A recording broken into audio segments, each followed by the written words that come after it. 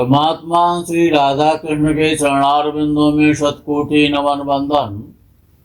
मित्रों को, जिज्ञासुओं को, धर्म प्रेमियों को, ज्योतिष विज्ञान प्रेमियों को हर हर महादेव, बम बम भोले, नमः शिवाय। मित्रों, जीवन में जब किसी का पुत्र और किसी की कन्या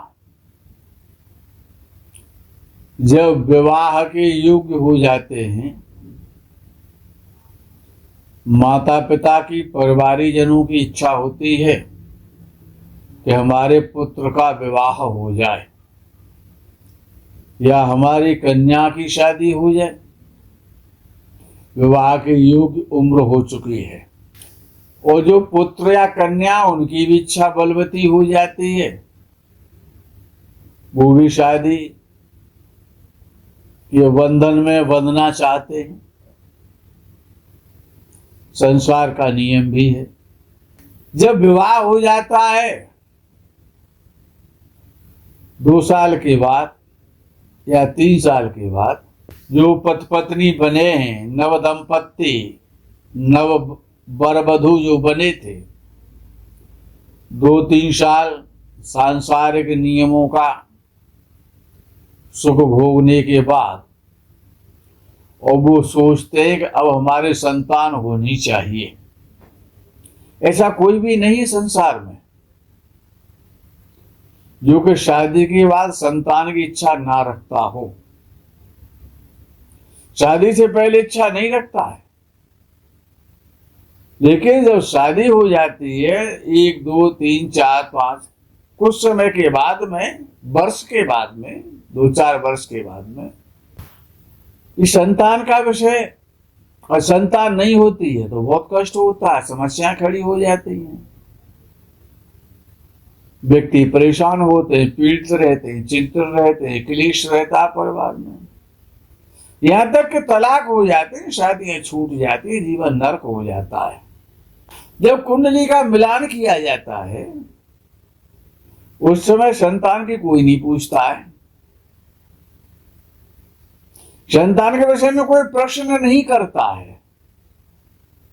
कुंडली मिला दो, हमारे बेटा या बेटी की शादी हो जाए, बस काम खत्म। अच्छा, संतान होने के बाद संतान आपको सुख देगी कि डंडे लगाएगी? संतान आज्ञाकारी होगी कि आपको खून के आंसू रुलाएगी? अच्छा, कुछ संतान तो ऐसी हो जाती हैं कि स्टेशन पर छोड़ के चले जाते हैं, स्टैंड पर छोड़ के चले जाते हैं, रोडवेज स्टैंड पर छोड़ के चले जाते हैं अपने माता या पिता को, रेलवे बिठा देते हैं। अब कहां जाओगे? अब तुम जानो, तुम्हारा ईश्वर जाने। अच्छा, बेटा विदेश में रह रहा है, सोचता है मैं इस प्रॉपर्टी को बेचना है, माता जी मैं तो विदेश से नहीं आ पाऊंगा, मकान को बेचे देता हूं और आपको मैं वृद्धाश्रम में डाल देता हूं, उसमें आप रहें। बड़ी समस्याएं हैं। संतान के विषय में कोई विचार क्यों नहीं करता है, जो कि सबसे महत्वपूर्ण अंग है। वो संतान होगी कि नहीं होगी, ये भी तो देखना चाहिए। चलो, ज्योतिषी चर्चा में इसको लेते। पंचम भाव जन्म कुंडली का, स्त्री की कुंडली है चाहे पुरुष की कुंडली है, याद कर लो, पंचम भाव संतान का भाव है।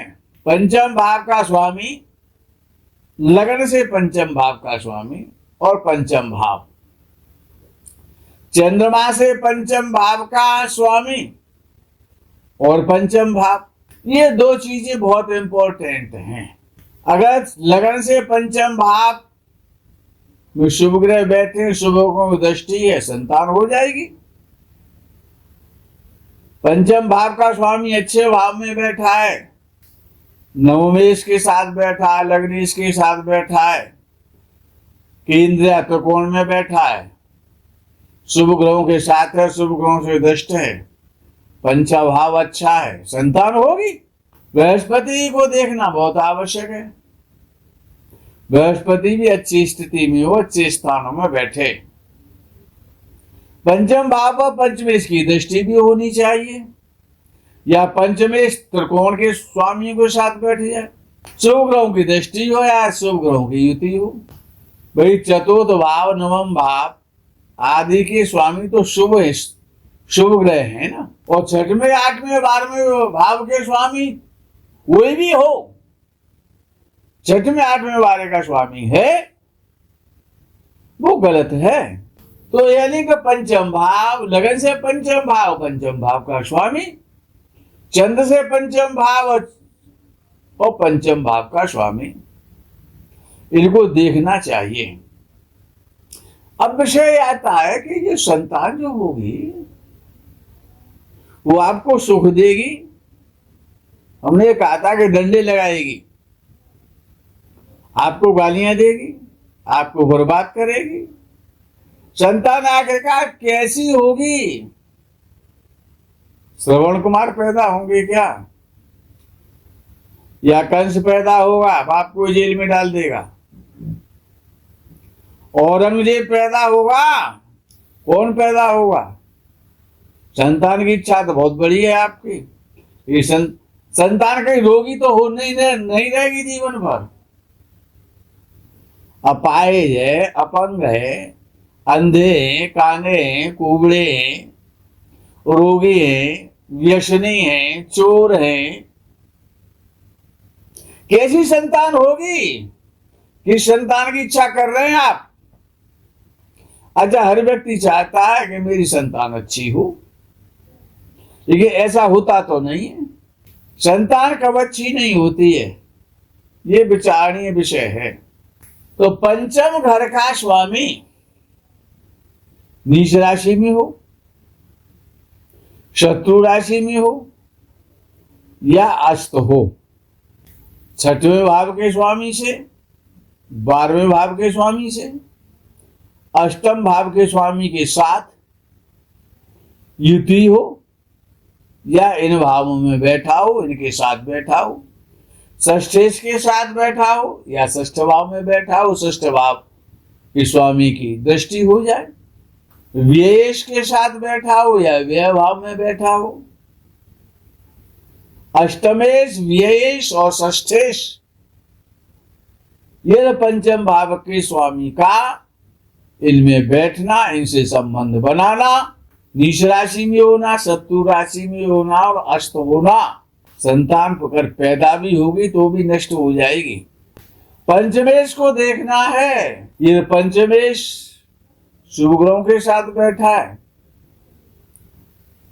लग्नेश के साथ बैठा या लग्न में बैठा या पंचम में बैठा है, पंचमेश संतान दे देगा। बृहस्पति की दृष्टि पंचम पर है, क्योंकि बृहस्पति षष्ठेश, अष्टमेश, द्वादशेश ना हो, याद रखें। पंचम घर का स्वामी यदि पुरुष राशि में बैठा है, पंचम में पुरुष राशि आ रही है,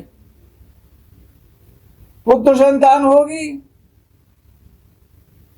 पंचमेश यदि द्वादश भाव में बैठ गया, लग्न से द्वादश भाव की बात कर रहा हूं, यदि पंचम भाव का स्वामी लग्न कुंडली में द्वादश भाव में जब बैठ जाएगा लग्न से, तो संतान तो हो जाएगी, संतान का सुख नहीं रहेगा। देवताओं के दर्शन के लिए तरसते हो ना, ऐसे संतान के द्वारा सुख को तरस जाओगे। तुम्हारे पास नहीं रहने वाली है संतान, याद कर लो, तुमको संतान का सुख नहीं मिलेगा। पंचम भाव का स्वामी षष्ठ भाव में लगन से बैठ जाए, संतान रोगी होगी, कष्ट देगी, दुख देगी, दरिद्रता आपको दुखी करेगी, आपको दर्द बनाएगी, परेशान पीड़ा देने वाली हुई संतान शत्रु हो गई आपकी। संतान से कष्ट मिलेगा, संतान से परेशानियां मिलेंगी, संतान से दुख मिलेगा। यदि लगन कुंडली का पंचम भाव का स्वामी लगन से षष्ठ भाव में बैठ जाएगा तो संतान रोगी होगी, आपकी शत्रु हो जाएगी, ऋणानुबंधी संबंध बन जाएगा। आप कर्ज खा करके आए, कर्जा वसूल करेगी संतान आपसे। यदि पंचम भाव का स्वामी लगन से अष्टम भाव में बैठ जाए तो संतान होगी, लेकिन संतान का सुख नहीं मिलेगा, कष्ट मिलेगा। और पापक ग्रह के साथ और योग बन जाए दृष्टि का या युति का, या अष्टमेश के साथ अष्टम भाव में पंचमेश बैठ जाए लगन कुंडली का, संतान बहुत डंडे लगाएगी, याद रखना, बहुत कष्ट मिलेगा।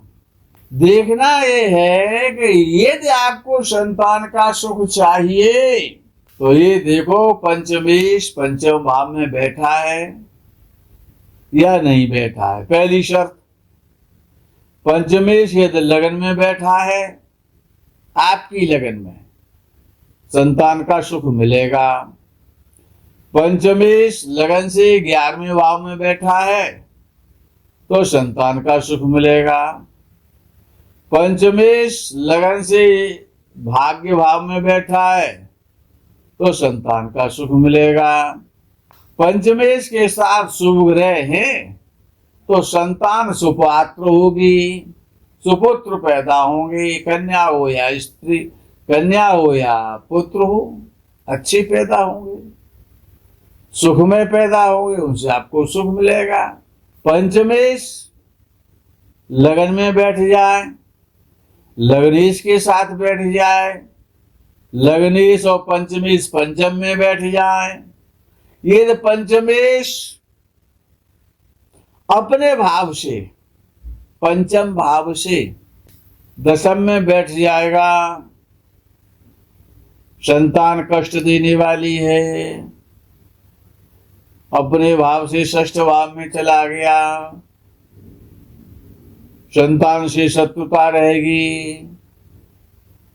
पंचमेश अपने भाव से द्वादश भाव में चला गया, लगन से द्वादश भाव में, संतान कष्ट देगी। पंचमेश पंचम भाव से द्वादश भाव में यानी लगन से चतुर्थ भाव में चला जाए, केंद्र है, तब भी संतान से कष्ट मिलेगा। पंचमेश का षष्ठेश अष्टमेश द्वादशेश के साथ बैठना, उनसे दृष्ट होना, 6-8 12 में बैठ जाना, पंचम भाव का इन भाव के स्वामियों से पीड़ित होना, पंचम भाव में पापक ग्रहों का बैठना, संतान से कष्ट मिलेगा। सबसे पहले जब आप कुंडली मिलाते हैं तभी तो देख लो कि संतान सुख कैसा है। अच्छा, आपकी कुंडली में खराब है, हमने मान लिया, तो जीवन साथी की कुंडली में तो अच्छा ढूंढ लो। जो आपका जीवन साथी बनने वाला है, पति बनने वाला है या पत्नी बनने वाली है, उसकी कुंडली में तो सुधार सकते हो, उसी के साथ शादी करो जिसका संतान सुख बढ़िया हो। यदि उसको संतान सुख बढ़िया है तो आपका तो बढ़िया हो ही जाएगा ना। एक सुधार लो तो काम चल जाएगा, और दोनों ही पैर अगर आपके खराब हो गए तो चलोगे कैसे, जीवन नरक बन जाएगा। हम तो सभी से ये विनम्र निवेदन करते हैं, जो भी कुंडली मिलान कराते हैं, कहीं पर भी कराते हैं, किसी से भी कराते हैं, चैप्टर बहुत बड़ा है, नवांश में भी चेक करना पड़ता है, लेकिन मिलान के साथ साथ संतान की स्थिति को अवश्य बढ़िया तरीके से गहन गंभीर अध्ययन करो उसका। यदि संतान नहीं हुई तो कष्ट, संतान रोगी रही तो कष्ट, संतान पीटने लगी तो कष्ट, संतान ने वृद्धावस्था में वृद्धाश्रम में डाल दिया तो कष्ट, संतान आपके साथ छोड़ के चलेगी तो कष्ट। ये देखना है कि भाई हम कुंडली मिलान करा रहे हैं तो केवल जीवन साथी से ही काम चलने वाला नहीं है, उसके साथ साथ संतान की प्राप्ति। एक ही कुंडली में तो बढ़िया बना लो तो दूसरे का तो काम चल जाएगा, उसी से सहयोग मिलता रहेगा। अगर उसका संतान का सुख है, पति का या पत्नी का, तो दोनों को सुख तो प्राप्त होता रहेगा। इतना तो करो। तो मैं भैया सबसे निवेदन करता हूं, कुंडली मिलान के साथ साथ जहां पर भी जिससे भी मिलान कराएं, जिस विद्वान से भी आपका संपर्क हो, कुंडली मिलान के समय उनसे पहले पूछो कि संतान का सुख कैसा है, संतान रोगी तो नहीं होगी, संतान के कारण परिवार नष्ट तो नहीं हो जाएगा, बर्बाद तो नहीं हो जाएगा। पूत सपूत तो का धन संचय, पूत कपूत तो का धन संचय। मित्रों, इस प्रकरण में यही विराम। आगे के प्रकरण का आप इंतजार करें। तब तक के लिए हर हर महादेव, बम बम भोली नमः शिवाय। जय गो माता की।